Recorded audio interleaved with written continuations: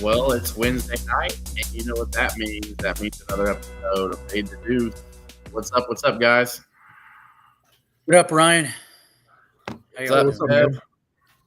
Well, all right. So, after 2 weeks, we had a hot week from Kev. Week 1, week 2 cooled down a little bit, and this isn't a joke, Matt. I mean, I know you had a better week last week, so are we still liking the philosophy after 2 weeks? Are we thinking we're going to follow that same suit? We might have some different picks today. We'll see. But Kev and I had a realistic chance of being 4. We should have been 4-1 last week. We had 2 terrible beats: Missouri, Kansas, up 21-6. can't and even up in the fourth quarter. Right. For just a short period, but still, as a 6.5 dog, and can't Missouri cover. scored 14 points in the last 4 minutes. Exactly. Yeah, it's like, come on. And so that's that. And then what was the other one? Michigan, Oklahoma. They were just kind of floating around on that one. I don't really count that as a bet. I think we missed that one. I think we missed that one. We both leaned under on that one. We should have stuck with it. Yep. Right? So that was the right play. Yeah, I was trying to get it to. I was trying to edit my name. There we go. There's my name, Ryan. 2-0. That's right. So 2-0 in my locks. You know, sometimes when you got it, you got it. You know. Hey, but in all truthfulness, those who are watching, like Matt and I collaborated a little bit through some texts on Saturday night, and we're like, hey, both of our games are going late. I loved Matt's lock last week. I said it on the show. I think Matt was in agreement with my lock. Home dog in prime time at Arizona State. So both Matt and I went to the book and parlayed it. So we ended up with a good, profitable weekend. So it works, man. So it was before great. we delve into the show, if we would have parlayed Ryan's in there, we would have had a heart attack, but that's a different story. So maybe this Ryan got a 6.5 point cover in overtime in college football. That literally never happens. So kudos to you, my friend. Thank you.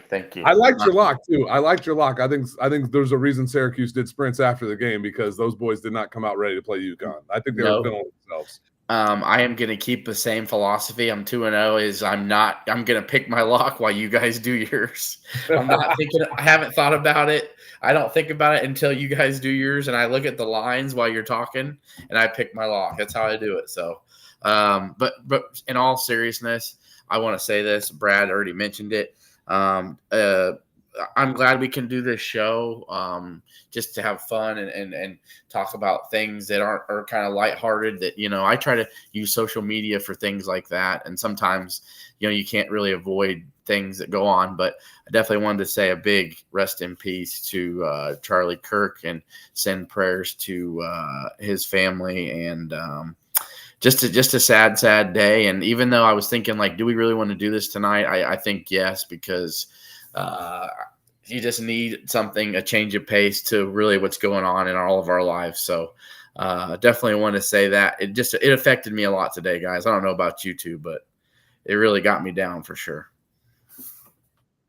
Yeah, I mean, it's terrible. It's senseless. It's vile. It's disgusting. I mean, whatever you want to say, there's not enough adjectives.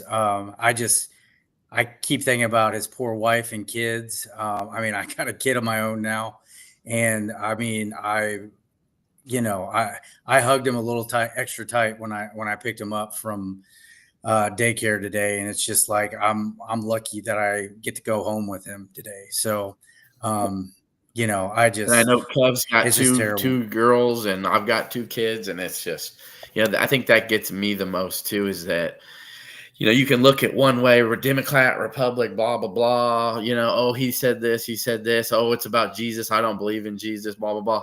But you know what? At the end of the day, 2 little girls or 2 little kids lost their dad, and that woman lost her husband. So you can not like it one way, or no matter how you slice it, but it's nothing to celebrate. So, Kev, I'll let you.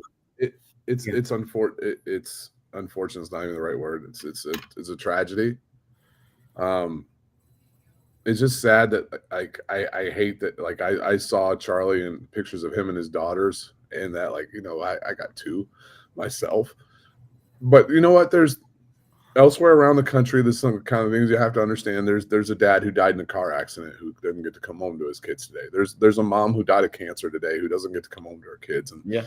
life can be tragic. Yeah. Ryan, you and I talk about this openly and freely from time to time, but we serve one king. And I believe Charlie Kirk's with our Lord and Savior now. And you know what?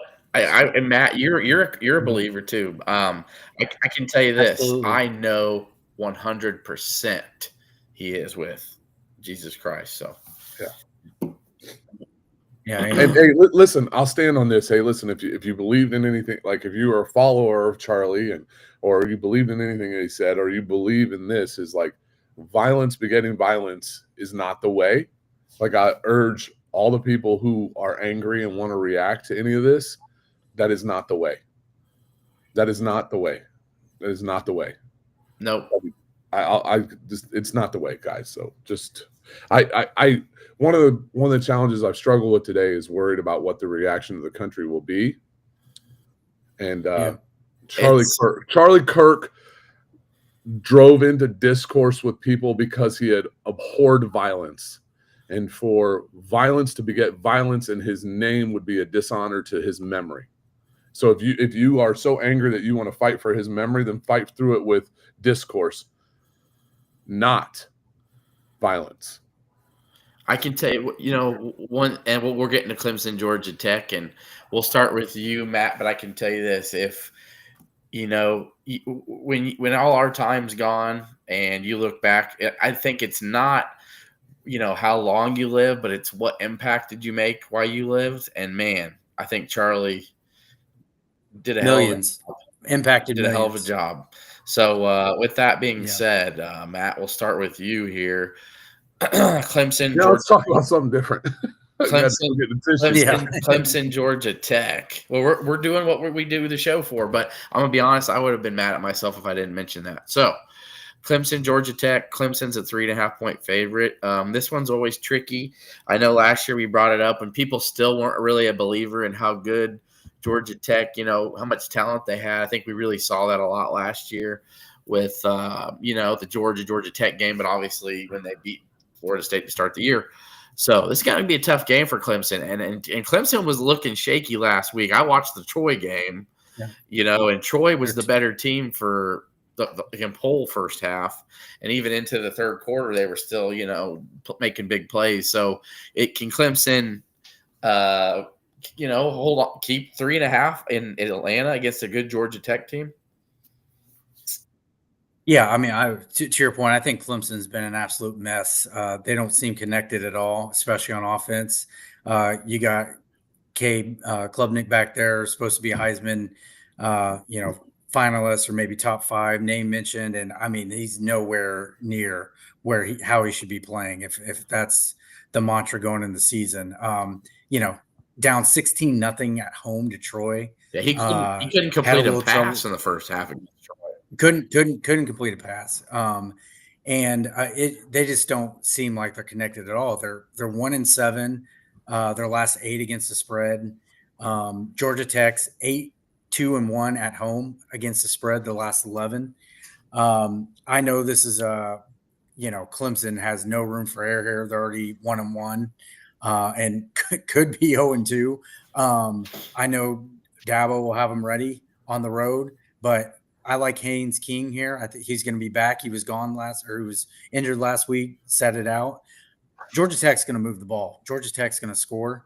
I think they're going to score enough to keep it within that 3.5. Clemson might win at the end, but I'm going Georgia Tech, and I would even sprinkle a little money line on this one. Matt, you just said it, dude. This might be my first, when I look at this as the WTF game of the year. Wrong team favored. I don't understand.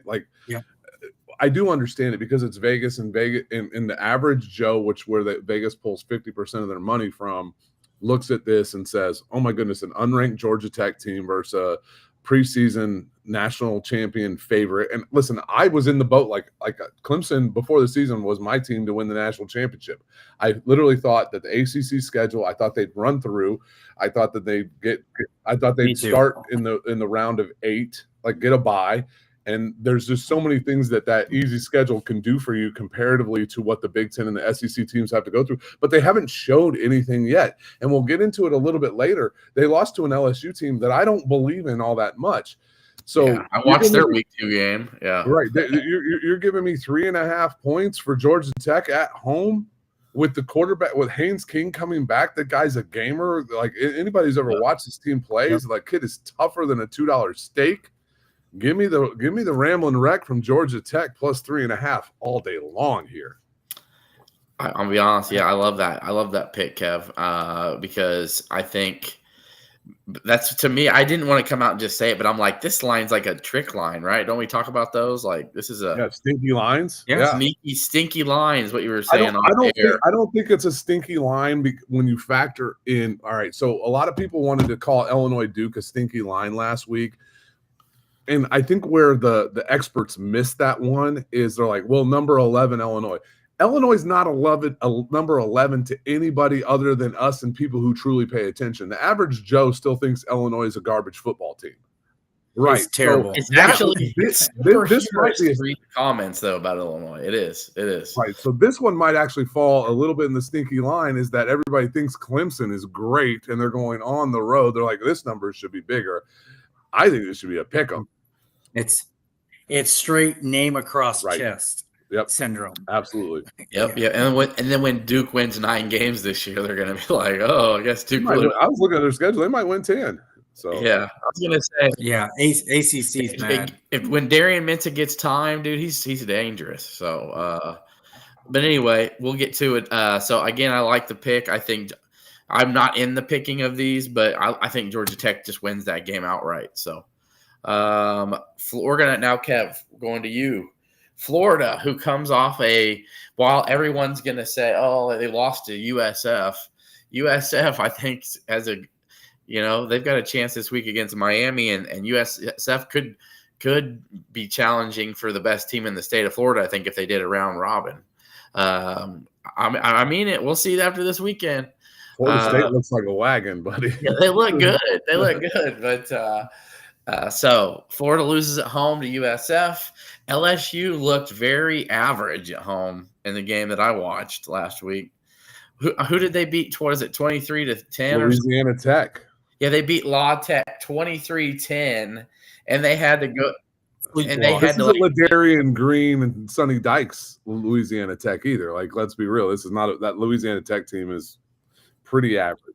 Right. They had to put a score in the fourth quarter to get it to that too. By the way, I was like, fans were kind of nervous. So, games in Baton Rouge, it's in Death Valley. So 7.5 point spread. Kev, we'll go to you. All right. So the line is inflated, and rightfully so, because of where the game is being played. Death Valley at night, one of the toughest places to play in America. However, the hook gives me cause for pause here. Now, with that being said, LSU has scored a total of 40 points this season. Florida, in their one true test against somebody who is not Long Island. I didn't even know Long Island had a football team. I just thought they had iced tea. That's the only thing I thought Long Island had. Right? Let's be real here. Where are the points coming from with these two teams? Now, it opened at 50.5. It's down to 47.5. Now, Matt and I both we talked about this last week. We both subscribed to the belief 47.5 points with 7.5 point spread is that number's too big. But I'm not going to go with the spread here because I don't know what Florida's offense is going to be able to do against that LSU defensive line. And I do worry that LSU's defensive line can create turnovers from DJ Lagway, potentially a pick six. I am going to take the under 47.5 here. I think that number's still too high. I don't see it with these two teams thrive on defense. Neither one of their offenses has proven a damn thing yet. I think this game goes somewhere around what the Clemson Florida game, the Clemson LSU game did, 17-10. I'm taking the under 47.5 here, and I like it a lot. I love it. I love the pick. I'm with you. You got everything to me screams LSU in this game. You got a really good defensive front four. Holy shit! What they did to Clay Klubnik was unbelievable, dude. Exactly, versus a Florida front five that can get exposed. So I don't think they match up well with their. LSU's got the better coaching. LSU has got the better QB. LSU has got the better vibe right now. You're in Death Valley. You're at night. LSU even owes Florida from last year. Florida beat LSU. So there's a lot of all these signals to me are saying LSU, but that's when I like to take a step back. When all things point this way, right, Matt? Yes, I hate the hook here. I don't want to get beat by the hook, so I'm taking the Gators plus 7.5 with their backs up against the wall, and really trying to save his job. His name escapes me. Billy Napier. And St. Dominic's Rosary, I'm with you. I'm not a big DJ Lagway fan either. I don't think he's that good. He's a sophomore, though. But this game is always highly competitive. It's a drag-em-out fight. I like Kev's under a lot, and I think it's going to be low scoring. So I'm taking Florida Gators plus 7.5. I'll tell you this. The one thing that can cause some problems, now granted, LSU's front is probably really fast and really athletic, NFL level speed, is Lagway's ability to contain and break the pocket and maybe able to get Florida a score or two. Like that's where I sat here, Matt. I'm in agreement with you, dude. Gun to my head, like all this points to LSU. Other than Florida licking their damn wounds from losing an in-state rivalry game they shouldn't have lost. Exactly. That's what scared me. So I'm gonna take the under. Yeah, we're gonna find out though. It's either gonna be really bad or they're gonna keep it and try to salvage their season. But their schedule gets nutty. I'll tell you this. If I were ever to go to a game at LSU, this would be the one I'd like to go to because I don't like either team and I would just enjoy the hell out of the environment. I can't stand Florida. I can't stand LSU. I would just enjoy the shit out of being in Death Valley at night. So this next game's intriguing, and the line to me is just kind of bizarre. But, I think if maybe last year's USF team, the line makes sense. But, Boise's not going to be last year's Boise, but they blew their doors off. USF blew Boise's doors off. Then they go into a hostile, tough environment. It's not like Florida doesn't have athletes and talent. I think they're going to have a brutal schedule this year. But going into the Swamp and winning that game was impressive. I think this is Alex Golish's best team. And Miami has been prone with, to just be careless at the end of games, make dumb mistakes, and to say they have to win this game by more than 17.5 points. We'll start with you, Matt. I just think the line's a lot. I just think it. No, we started with. You're right. Sorry. Yeah. I know Kev's like, no, I want to get my pick in first. I'm excited on this one. Yeah. So, Matt, do you think this line? I'm saying, Rodney Dangerfield, baby. Where's the respect? I mean, you're looking at South Florida. If you're being honest, they've got the best resume wins in the entire country. 2 ranked wins. Nobody else can say that. By resume, they're the number 1 team in the country. Yeah, exactly. They might not be ranked number 1. They have the best resume. They've proved that they belong. And I just don't see where Vegas is getting this number at 17.5. I know they're not going to sneak up on anybody anymore. I know those days are over. And obviously Miami will be very ready for them.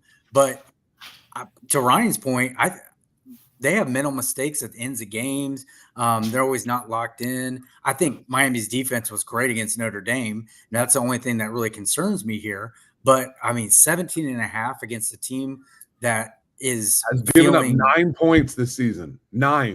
Exactly. They have the athletes to stick with Miami. I don't care what situation. I'm taking the points here with South Florida plus 17.5. Excuse me. I said 9. No, they gave up 7 to Boise. I'm sorry. I thought they gave up 3 to Boise State. I'm at 19. It's 23 total. Yep. 23. Like I thought it was 34-3. Mind blank there. 17 and a half. That's absurd. And if this number was and like we talked about it before the show that we popped on. If this number was in, I don't agree with SDR that they're both terrible. I don't agree at all. I don't agree with that either. I think Florida's hyper talented. They got athletes everywhere. I think Boise's pretty damn good too. I think they were more than just Ash and Genty last year, and they're well coached. Okay, right. Yeah, and that's okay. That's why we have this. We have discourse. It's fun. It's fun to disagree on these things. There's 2 lines in this that don't make any sense. 17 and a half and 57 and a half. The line's gone up. Like I just said, USF's given up a total of 23 points all season against good football teams, good athletic football teams. A lot of points. Like that is a ton of points. And the spread at 17 and a half at 57 and a half is huge. I am going to take this to the bank. And I am going to parlay the 2. I'm going to take USF plus the points and the under. By the way, there's a little free action for you folks. But in this one, I'm going to follow Matt here, and I'm going to take USF plus 17 and a half, even if it happens to go over and I lose my parlay. That's fine. I'll go heavier on the plus 17 and a half because even if for some chance, whatever, Miami gets out in front, USF is going to fight like hell to the end of the game. They might get a back door. I think it's gonna be a closer game than that. I'm a much bigger believer in both of these defenses than I am their offenses. There's no way this game gets to 17 and a half. Give me USF plus the points. All right. I think, and I'm in agreement with both of you. So I'm glad I'm not crazy because I was like, man, where is this line coming from?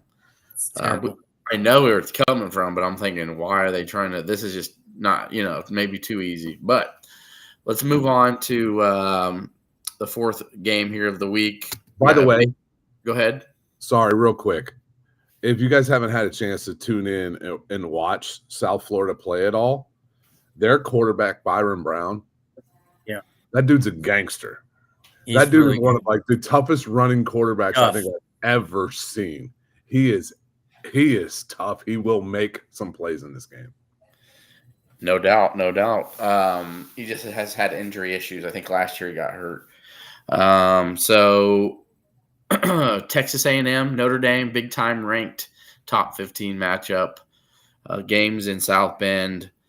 That's where obviously to me the 6.5 is coming from. Notre Dame also coming off a tough loss. So 0-1. Yeah, coming off a tough bye, kicked their ass, I think. Yeah, they spent 2 weeks sulking on this shit. That's what I mean.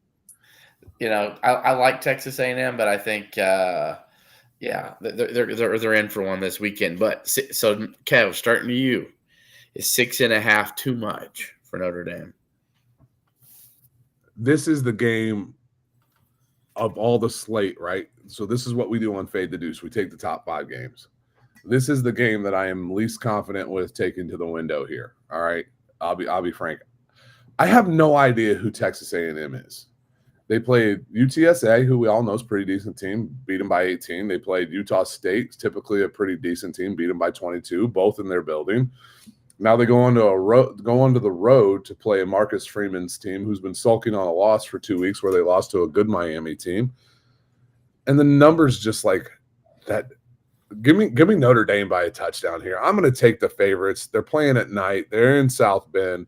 They've played tougher competition. They've had 2 weeks to prepare. That's the only SDR. I'm with you. I'm staying away from this game, but that's not what we do on Fade the Deuce. We make the picks.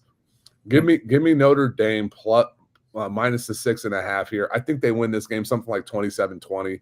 I think it's really close. I think this is I think Vegas came up with a great line here. I just don't know who Texas A&M is. And I think Notre Dame has to go look at themselves and say, why did Jeremiah Love not touch the ball against Miami? Why did this kid who everybody like got 10 carries? Their backfield is loaded. Just give me Notre Dame minus the 6.5. I have no idea. We'll get to the Petrovic teaser at the end of the show, Lazy. Matt. Yeah, I'm gonna go opposite Kev here, and I'm gonna take That's the fair. Ags, and I'm gonna do it. Kev's completely right. I mean, they've been sulking for 2 weeks. They've had to be pissed off, practice and just wanting to play a game. They'll be ready. It's at night, South Bend, but to Kev's point again, you never know what you're going to get with Texas A&M. They're built like a Ferrari, and sometimes they play like a Pinto because You'll have to explain to most of the audience what a Pinto is, brother. We're getting that old. So yeah, right. Sorry. I just know it's small. Yes. I'm going to take Marcel Reed and the Aggies because I think they've looked good versus two competent football teams. They handled business. I'm not saying they're crushed their competition, but they did what they were supposed to do. My thing is in the trenches. Notre Dame's offensive line got destroyed by Miami's defensive line the first game. Now, if they've cleaned that up over the last 2 weeks, cleaned it up, okay, more power to them. But this Aggie front five is very damn good. They have pros. They got 2 pros on there that will be picked in the NFL draft coming up, and I like them for that. If they can stop Notre Dame's running game, which happened at Miami, which is a big if, but at 6.5, I'm gonna pray to touchdown Jesus that the Ags can cover, and give me A&M plus 6.5. You're with me. This is the I hate the 5 game. games on the schedule you like the least. I hate the game. I'm not gonna bet it in person. I would love to watch it, but I'm staying away from any action on it. The one thing the reason why I lean Notre Dame, A&M gave up 200 rushing yards to UTSA. Now, granted, they came back the next week against Utah State and completely shut down their run game. Like this game is so weird because we didn't get a second week of Notre Dame and Texas A&M's played nobody, but yeah. So the biggest question for me is like, who is Notre Dame? Right? Is 1 week against a good opponent should tell you a lot, but it doesn't because there's no other. There's nothing else on their menu. You can't. Was it just first game, uncertainties and how good is their quarterback? I mean, I understand. So I will say this is a matchup of 2 of my favorite coaches in college football. Yeah. I really like Mike Elko, and I love me some Marcus Freeman, even though I can't stand Notre Dame. I think Marcus Freeman's – and I was the guy like, what the hell is Notre Dame doing hiring a coach with no experience? Like that made no sense to me, and it's working out for him. Yeah. I think the world of Marcus Freeman. And the other thing to note, Notre Dame has basically nobody left on their schedule if they lose this game to sneak into that college football. Being 0-2 with very, very few other teams. Yeah, SC's it, right? SC is it. They've got to win this. So I just think they win by less than 7. Well, Matt, I got a question for you. Is it going to be Tennessee orange for you? Megan Maroney for you? Yeah, my daughter and stepdaughter went to the Megan Maroney concert at the state fair, and they were through the moon. So that was like one of their that was like a Christmas gift we bought them in December, and they didn't get it till August. So, but they were excited about that. So had to throw that in there. A little UT action against UGA. My favorite mascot, animal mascot anyway. And it's going to be interesting. So Georgia didn't really look that well against a good Austin Peay team. Austin Peay, I think they're good, like a good FCS team. And so, but still, it's Austin Peay. I mean, It was, I think, what was it, 28-3, maybe, I think, and it was 21-3 into like the late third quarter, early fourth. So they just weren't able to do much against Austin Peay's defense. And Austin Peay had moments where they were moving the ball, but then they turn it over. Tennessee's looked pretty good. I mean, I think they've transitioned well with, I think they won the trade with UCLA personally. They sure have so far. Man. So 3.5 though. in Rocky Top. Morgan Wallen's going to bring, Yeah. everybody and their mama out on the entrance. It's going to be lit. And we'll go with you here. What do you think of this line? 3.5 for Georgia. I'm going Tennessee Vols all the way here. This is Gunnar Stockton's first true on the road start. Not saying he hasn't played in big games, because he has. He's come in. But first start, SEC on the road. I really like the Vols offense, and Georgia has shown me very little offense production in the first 2 weeks. They just kind of, throw it around, try to go up and down the field, try to score, and then their defense saves them basically at the end of the day. I obviously love their defense. Kirby Smart, he's owned this series. He always finds a way. He finds a way to neutralize Josh Heupel, what he's got going on offense. But I'm just not sold on Gunnar Stockton. Maybe he'll be a gamer and pull one out in Rocky Top, but plus 3.5 in Tennessee. I'm just not as high on Georgia this year for whatever reason. So give me the Vols. This is another WTF game to me. Like, hold on. I get Tennessee. I get them at home. The only thing that would be better, guys, you know me, if this game was at 7 o'clock at night instead of 3:30 Eastern. Home dog in prime time. However, home dog game day changes the things here.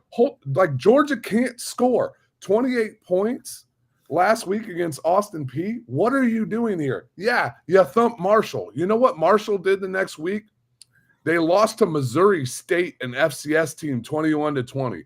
Marshall's as bad as the 1971 team. By the way, the 1971 team lost 75 guys in a plane crash. I watched it on my flight to Orlando. Marshall's terrible, dude, and I hate to make light of it. This is a wrong team favorite here. Tennessee is the play. Tennessee, I'm going to go into the line. I got this at 5.5. It's on both Illini, Dave. Sorry. Go ahead. I got this at 5.5 3 days ago. I already went to the window with it. That's great value. Right. It's 3.5 now. I think Tennessee wins this game. I don't know how Georgia scores enough to keep up with Tennessee. Tennessee looks like a wagon offensively. They they hung 72 points last week. Now, granted, East Tennessee State, but they hung 45 against Syracuse. Syracuse showed that they have some defense against UConn. UConn's a pretty good football team here. Tennessee's going to score. I don't know if Georgia's going to score enough to keep up with them. Give me good old Rocky Top. Woo! Rocky Top, Tennessee. Well, we know it's going to be Tennessee orange for him. And by the way, like, my brother and my nephews, they live in Knoxville, so I kind of pull for the Vols here. But this is not a homer pick. I don't do homer picks on Fade the Deuce, other than the Illini, maybe a little bit. Sprinkle a little on the Illini. No. What's the line moved up to, guys? For real, it's still at 27.5. It hasn't moved. That's one of those games that doesn't move. There's not a lot of action on that one. I mean, that line, I think that was a really good line. Like, Ryan, I think I said on the show 38-7. Like, if it's 38-10, that makes sense. So okay, all right. So for the locks, Kev, we'll start with you, and we'll go to Matt, and then then I'll pick mine. So all right, Kev, the floor is yours. All right. So one of the things I've done on this show that has been fun and has worked for me early in the season has been taking unders. But as a bettor, Matt will tell you, unders suck. You sweat unders all day long. It's never over till it's over. You worry about the muff punt, the fumbled kickoff return, the kickoff return, the first 6, and all these other things. So today, I'm going to go the other way. There is a juggernaut offense that nobody is talking about. Now, granted, they haven't played anybody, but they can score with the best of them. I want to see if it's and they're playing a team that can score with the best of them with an offensive coach. Okay. Give me Arkansas, Ole Miss, over 61.5. I wouldn't be surprised if they reach that number at halftime. Like, dude, Taylon, what's his quarterback for Arkansas? The dude is Taylon Green. Taylon Green is really impressive. Arkansas is going to score some points. Ole Miss is certainly going to score some points. Arkansas hasn't seen any offense remotely close to Ole Miss. Give me over 61.5 Arkansas Ole Miss. Okay. Oh, I love it. That's good. I like that. Taylon Green accounted for 400 yards of offense last week against, let's be real, Arkansas State has been a pretty game group of 5 school. I am going to go out to West Texas and get my guns up. And I'm taking the Texas Tech Red Raiders minus 23.5 versus an 0-2 Oregon State team. Now, here's what Texas Tech has done so far. They light up the scoreboard too, baby. They have scored 62 versus Kent State, 62-14, and they beat Arkansas Pine Bluff 67-7. They're averaging just around 65 points a game. I see them against Oregon State. They're at least scoring 55. I think Oregon State might get a touchdown or two. 23.5. I'm taking the Red Raiders minus 23.5, and they might get 60 again. Duce is going to the window with that one with a 2-team parlay. Like, I love it. I love it. Give me that. Shoot that into my veins. Texas Tech minus the number and the over. And by the way, those are such fun bets to make, dude. I love that, Matt. That is a great pick. I so badly wanted to take Wyoming. You guys know this. I looked for home dogs in prime time, and I still like it. If you force me to take a bet, I'm taking that bet all day long. Utah is at Wyoming. Wyoming is getting 23.5 points and that game is late.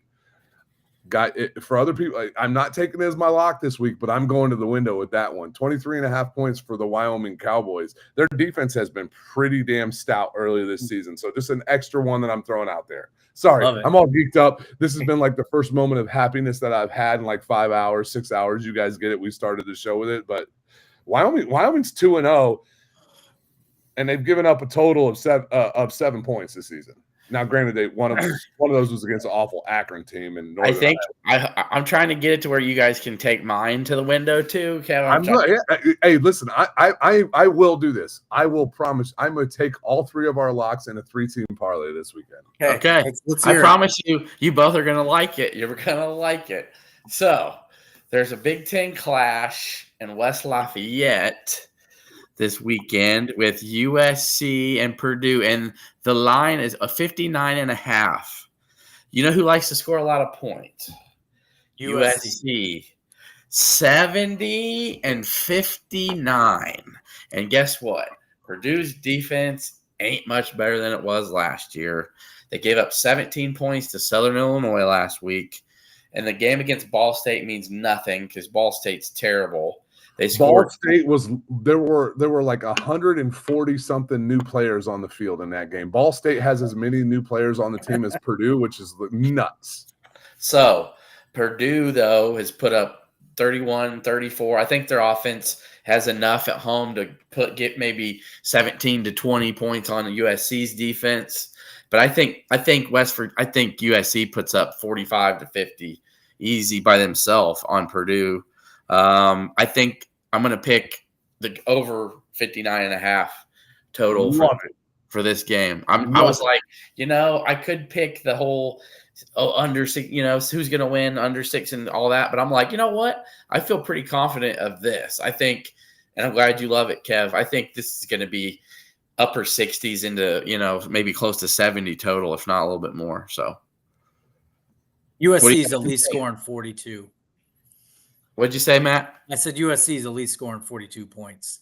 Yeah, so that would mean that, again, Purdue, if they score 17, that's 59. I get where they're saying 59.5. But I'm just telling you, man, USC's going to pour it on. They're not going to quit throwing the ball.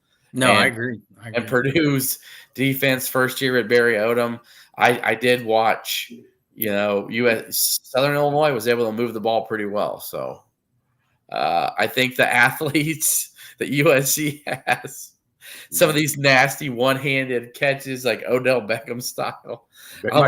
They might cover the over by themselves, dude. Let's be real here. Yeah. So could happen. Yep. Thanks, Barry, for tuning in, man. Appreciate you.